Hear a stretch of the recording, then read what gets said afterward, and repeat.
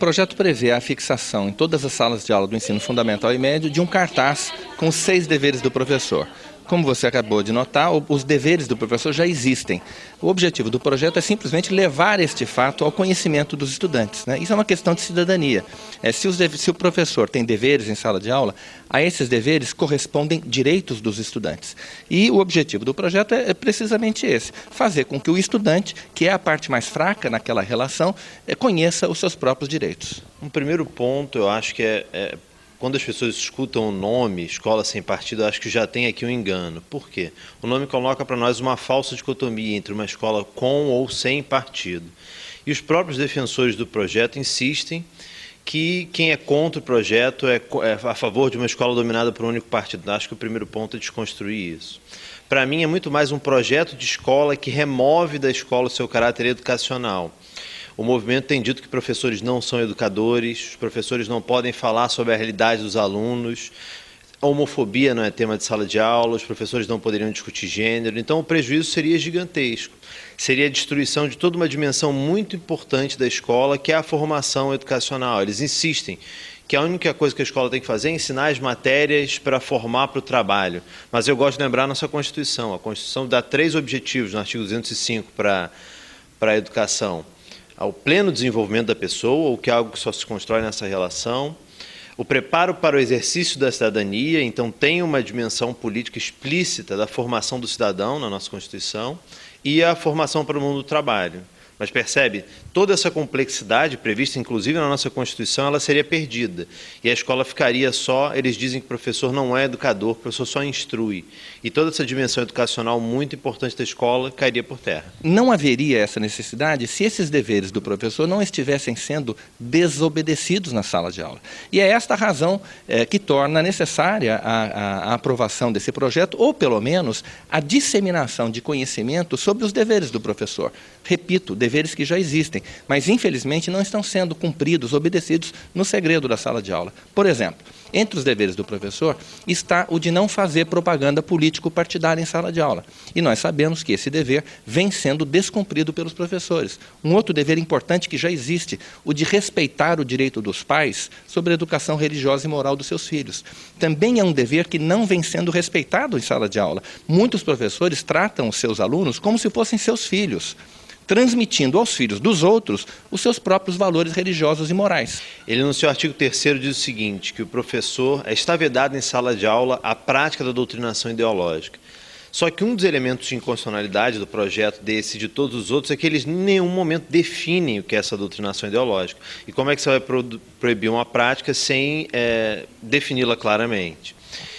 Só que no site você encontra, no site tem um item, no site do Movimento Escola Sem Partido, um item chamado Flagrando Doutrinador. E lá então você encontra uma definição. Qual é o primeiro critério deles para então definir o que seria a doutrinação ideológica? Eles dizem lá, você pode estar sendo vítima de doutrinação ideológica quando o seu professor se desvia frequentemente da matéria objeto da disciplina para falar sobre assuntos do noticiário político ou internacional. Percebe? Dialogar com a realidade dos alunos é um princípio educacional estabelecido para tornar o ensino de qualquer disciplina significativo. Então, o que eles chamam de doutrinação é o que muitas vezes nós chamamos de educação.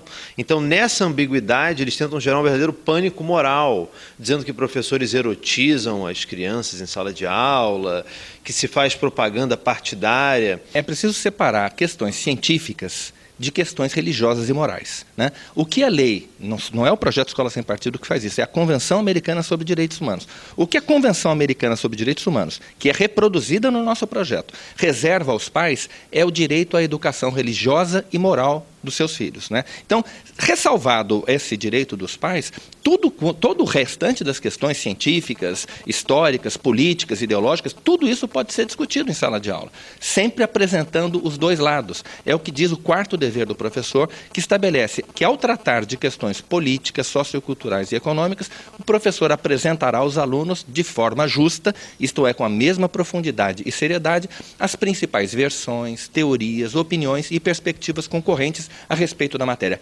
Isto é pluralismo. A Associação Escola Sem Partido, uma das primeiras coisas que ela fez enquanto associação, se eu não me engano, no ano de 2015, ela entrou com uma ação contra o INEP, que é o órgão do MEC que prepara as avaliações no Brasil, e eles diziam que o critério de correção das redações era inconstitucional. Qual critério? Usar como critério de correção o respeito aos direitos humanos.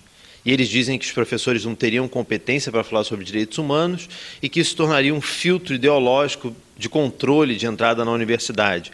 O que é um escândalo, percebem? Então eles tentam dizer que toda essa dimensão dos direitos humanos, isso não poderia ser trabalhado em sala de aula. Só que a nossa Constituição e documentos internacionais que o Brasil é signatário indicam que a educação no Brasil ela tem um compromisso com o combate à desigualdade.